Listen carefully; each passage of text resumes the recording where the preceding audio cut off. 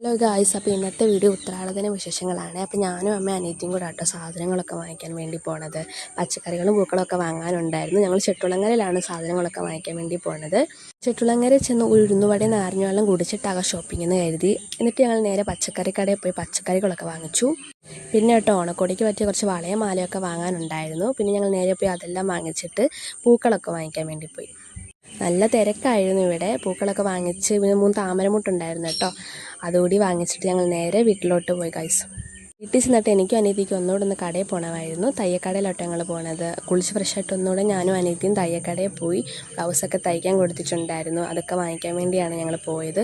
നല്ല തിരക്കായിരുന്നു. വണ്ടിയും ബഹളമൊക്കെ ആയിട്ട് ഭയങ്കര തിരക്കായിരുന്നു. പിന്നെ ഞങ്ങൾ ബ്ലൗസൊക്കെ കിട്ടി. അതെല്ലാം വാങ്ങിച്ചിട്ട് ഞങ്ങൾ നേരെ വീട്ടിലേക്ക് പോയി ഗൈസ്. നടന്നാണ് ഞങ്ങൾ പോണത്. അതുകൊണ്ട് ഒത്തിരി സന്ധ്യ ആയിട്ടുണ്ടായിരുന്നു.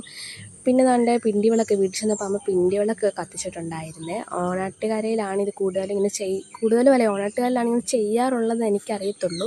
ഇതിൻ്റെ ഐതിഹ്യം എന്ന് പറഞ്ഞാൽ ഇത് കത്തിക്കാത്ത വീട്ടിൽ മാവേലി വരത്തില്ലെന്നാണ് പറയുന്നത്. അപ്പോൾ നിങ്ങളവിടെയൊക്കെ എങ്ങനെയാണ് ഇത് ചെയ്യാറുണ്ടെന്ന് കമൻറ്റ് ഇടണേ.